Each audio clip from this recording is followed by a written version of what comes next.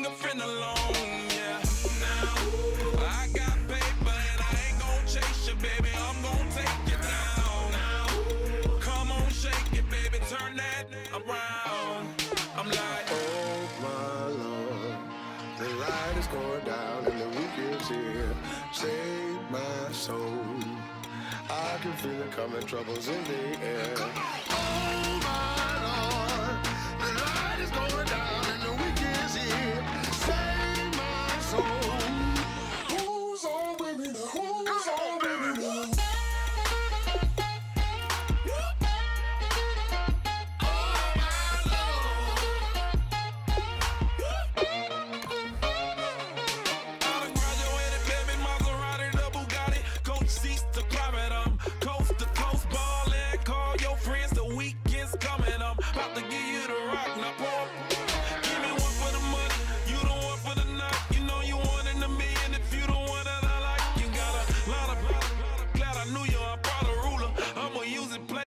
For football today, we've got a good NFC matchup on tap between the Seattle Seahawks and the New York Giants.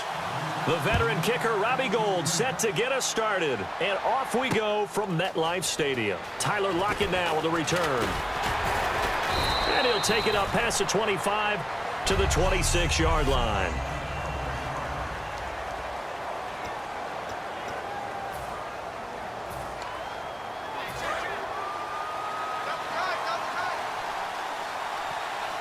Football, where receivers weren't running the traditional NFL route tree. One thing they did learn, find open areas, find soft spots, and set up and catch the ball. And I think we just saw that there. Yeah, we saw that indeed, picking up the first. And incomplete. He was looking for Thomas Rawls there. And it's second down. So they're still at the original line of scrimmage here. Second down and 10.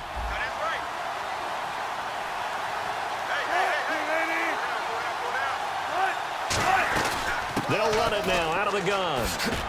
And the spin looked pretty, but more for style points as the real estate evaporated quickly there.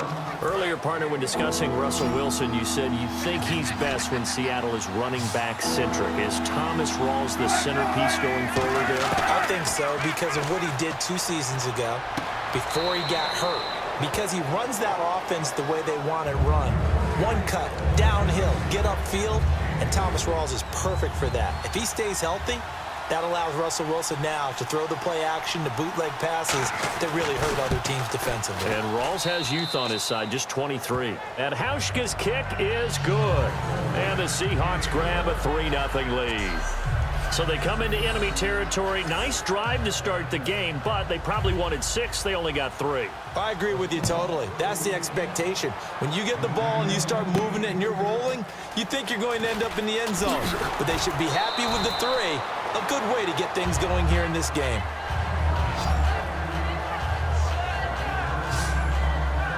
And out come the Giants. There's Eli Manning along with Larry Fitzgerald, of course. He was named the co-winner of the Walter Payton Man of the Year Award. A big honor, not only in the eyes of the NFL, but in the eyes of the NFL community. It's one of those honors that's above the other ones because you're giving of yourself to others.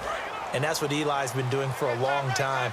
Not just in the quarterbacking, because he's been an excellent player for the Giants, but of course himself, his community, his family, you name it. He shared that honor with Larry Fitzgerald in 2016, and expect more of that to come from Eli Manning, as well as some pretty good football, too. And it'll be his 14th season in 2017. Here's a nugget, Charles, on OBJ. This year he had 101 catches, now 288 for his first 3 years in the league. That ties him with his former LSU teammate, Jarvis Landry, for most catches for a receiver in their first 3 years in the NFL. And just think about it this way. LSU is known as a running back factory as well. So wide receivers coming into the league and doing the damage they're doing, absolutely incredible. But I do know this. OBJ will tease his former teammate and say, don't forget, we're tied, but I missed a few games my rookie year. If I played those games, I'd be way ahead of you. He was looking for Odell Beckham that time, and it's third down. And the offense looking to pick up the first down after the second down incompletion. And it looks like we've got a dime set here defensively. 6 DBs in the game. Now a first carry here for Shane Vereen. A loss of a yard, and it brings up 4th. Partner, how many times do we talk to people before a game and they talk about how toughness is going to win? But we just saw it on that play. 6 defensive backs in the game. Their dime package, they run the draw with all these big people coming downfield. They found a way to get in there, an undersized defense, and win that play. And a great job here. This is going to turn out to be a beauty. This is alongside my broadcast partner, Charles Davis. Brandon Gaudin hits the Seahawks with a football to begin quarter number 2. They first and 10 deep in their own territory.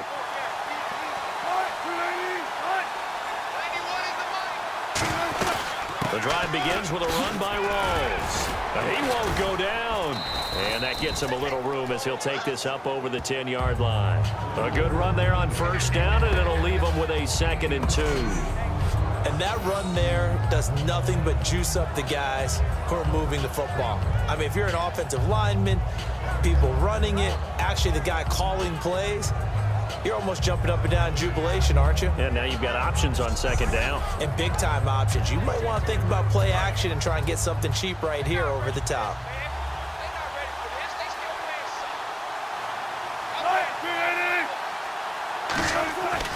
They go again with Rawls. Trying to bounce it outside, but he's only able to get it back to the line of scrimmage. And they'll lose a yard that time, and that's going to lead to a 3rd down. The defense won that play so fast that I think if the running back even had time to notice if anyone was there, it was just a blink of an eye, and there was a loss on the play. Just a 2-yard pickup, and that should necessitate a call for the punt team here on 4th down. Anytime you decide to use your quarterback as a runner, most of the time when you design a play, you're expected to break a little bit bigger than this one, because when you run him on short gains, your risk to reward and him taking hits, I'm not sure that's the payoff they were looking for. Here's Beckham. 51 yards on the punt there. And it'll be Giant football, 1st and 10. And New York set to take the field. And a tight game after punting last time. See if they can get something going on this drive. As they head to the field now, with the game this close, you got to feel there's a sense of urgency for them going on offense right now. But they have to do it without letting panic creep in and affect their play. Looked like the screen pass was taken away there, and that was a nice job of improvising, but it's not normal. Usually when the screen pass is taken away, you're taught to just throw the ball at the ground at the feet of the receiver so that you don't get it intercepted and just start over. But he ended up finding another receiver. 12 yards on the pickup, and the Giants are going to get a 1st down. That throw has to be a quarterback's dream, doesn't it? Big tight end, curling in the middle of the field, so it's great sight lines for him. And when they show their numbers back to the quarterback, when they sit down right there, that should be pitch and catch. And he gets this one all the way down inside the 20-yard line. Well, that's the Kickstarter right there. Eli Manning finding his guy, Odell Beckham Jr. Yeah, it's a deadly combination, isn't it? It really is, but what really makes it work is just how unflappable Eli is with his demeanor, able to maintain his calm and his poise, because we know OBJ, he can run pretty hot and get excited out there. Sometimes just one-handed grabs for him. It doesn't matter what it is. Just throw it up there. He'll go get it. On 2nd down, here's Manning. And that's incomplete. It's a tried-and-true formula, and I don't think it'll change for as long as we play football. If someone's trying to throw the ball and you can put pressure on them and make it tough, that's only going to help your defense. Yeah, he's since being hurried. He got rid of it before taking the hit, but incomplete. It's caught. Shepard. 1:57 to go in this first half. We're back to East Rutherford, but first this timeout. We remind you that coming up at halftime, we'll take you to Orlando and Larry Ridley. Larry will have highlights and analysis of this first half. I'm guessing mostly defensive highlights that we will see. Yeah, and that's kind of cool. No touchdown scored yet so far. Yeah, none whatsoever. Still 1st down.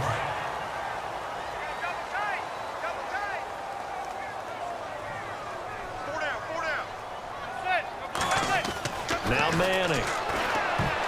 And that's off the mark, incomplete. The Pro Bowler Odell Beckham, the intended receiver. That'll bring up 2nd down. All defenders get tired of hearing about their lack of hands and why they're playing defense instead of offense. But in this situation, it was the hands that made the play. Batting the ball away on an attempted touchdown pass. Excellent job. Way to knock it down. And not only did he drop it, he dropped it in the end zone. After all the preparation, all the practice, a play like that will absolutely break your heart. They had everything they wanted, just unable to complete it. In the end zone, a big-time drop. They were trying to get it there to Sterling Shepard. And 4th down coming up. A missed opportunity for an interception would have killed off a drive. They had a chance there to finish things off. Didn't get it done. I guess that's why a lot of those guys do not play offense. And that is going to be no good. He pushed it wide to the right, and this score will stay right where it is. So we've seen these be tricky from time to time. You know, you've almost got to cut the ball to make it go through, and this time...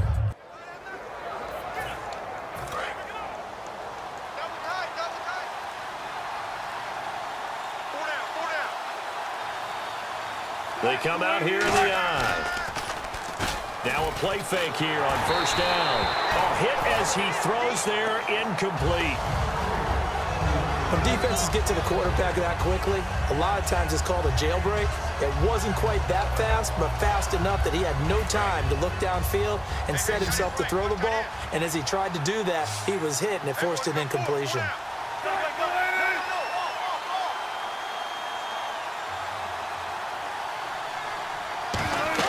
Second and 10. It's Wilson again. And he takes a shot on the release as this will be incomplete.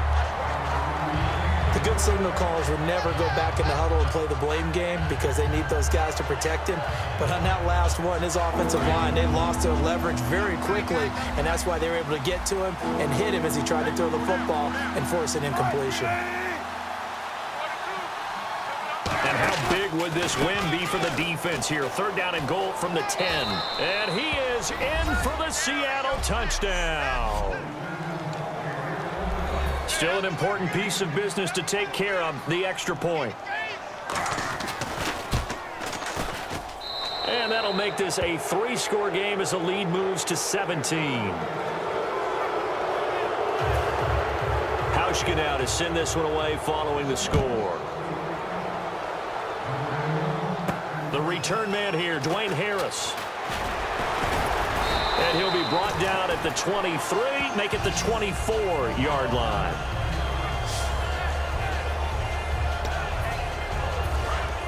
Looks like the defense in press coverage here.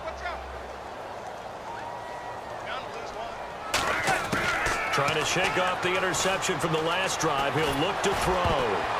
And almost intercepted. It would have been his 2nd pick of the game. Instead, it'll be 2nd down. 10 yards still left on 2nd down.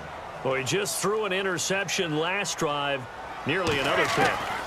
And things aren't very even right now, are they? It's a little bit sloppy out there, isn't it? It's kind of different than driving on those paved roads and those country roads that have those potholes in them, isn't it? Because that's the way this game's going right now. A lot of bouncy bounce to it. You spent some time on some Tennessee country roads. I certainly have. Plenty of family back there. God love them. Now in desperation. Oh, you saw that one coming. It's intercepted. Throwing back across his body. It's the Pro Bowl cornerback, Richard Sherman. The Giants defense working their way back onto the field now. And with this deficit, let's be honest, it's time for them to get a stop.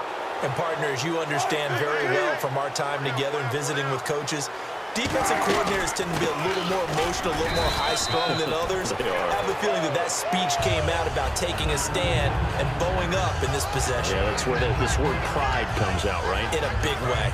Well, a well-executed blitz, no doubt. Great job by the linebacker. Maybe the quarterback, if he could have seen that, could have audibled there. Yeah, he needed to be in a different play because that one just meshed perfectly for the defense. All the gaps were filled except for the one the offense really wanted to run through, and that was filled by a big man wanting to make a tackle. And he made a great tackle. So following the run, we'll see what they do here on 3rd down. Tough day, tough sledding right there, and it's been that way the entire game. Not a whole lot of room to ramble for him. Yeah, you're right. It's been that way all afternoon. Didn't get a whole lot better there. Jimmy Graham, the intended receiver, and that brings up 4th down. Even in today's NFL, when we think of the tight end position now as really a glorified wide receiver, we're still asking a lot of those guys. They have to block as well, and every now and then, they don't come down with the football.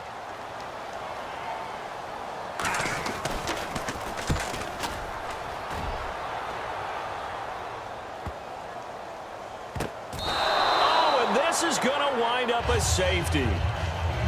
And, Charles, at some point, you can't keep worrying about big play. Can this be perfect? You just have to get the ball out of the end zone. And in the offensive huddle, that was discussed when they called the play. Just get out of the end zone. But you know what's interesting? A lot of the times in the defensive huddle, they actually call a set and then say at the end of it, get a safety. So it's preached, it's coached, it's thought about. Personal foul, face mask, defense.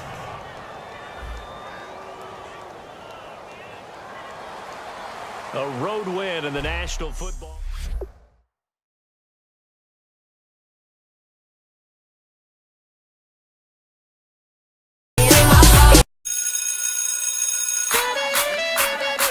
Oh my,